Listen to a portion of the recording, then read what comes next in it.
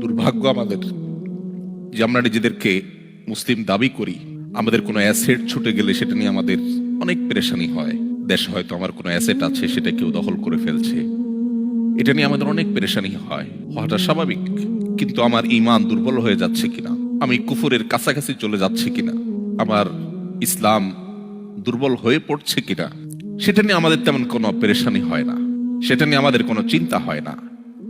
মুহাম্মদ সাল্লাল্লাহু আলাইহি সাল্লাম যখন উপস্থিত ছিলেন, মদিনার ইসলামী রাষ্ট্র, সমাজ, সোসাইটি যখন ছিল, সেরকম একটা দারুণ সোনালী সময় যখন ছিল, তার ভেতরে অবস্থান করে যদি হানজালা নিজের ঈমান নিয়ে চিন্তিত হতে পারে, তাহলে আপনি আমি কিভাবে মাল্টিকালচারাল সোসাইটিতে বসবাস করে আমাদের ঈমান নিয়ে নিশ্চিন্ত হয়ে বসে থাকতে পারি?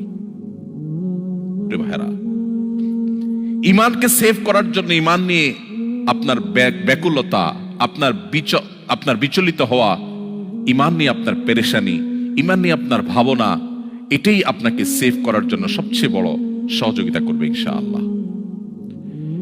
এজন্য আমাদেরকে ঈমান নবায়ন করতে হবে। এখানে আমরা এসেছি ঈমান নবায়নের জন্য। আমরা ঈমানের কথা বলবো, ঈমানের কথা শুনবো, ঈমানের আলোচনা করব, ঈমানের পর্যালোচনা করব।